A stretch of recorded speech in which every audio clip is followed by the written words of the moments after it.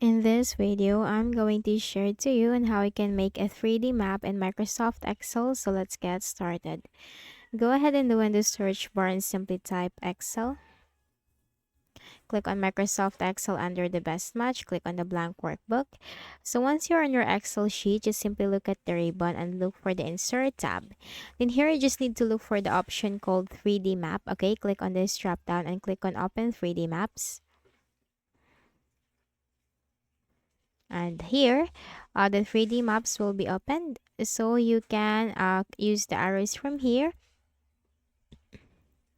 to move the map like that.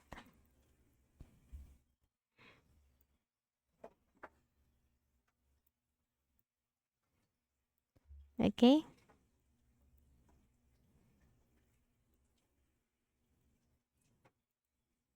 that's it. That's how you can make a 3D map in Microsoft Excel. So I hope this video helped you. Kindly please do not forget to hit the like button and subscribe to this YouTube channel for more tutorials like this. Thank you for watching.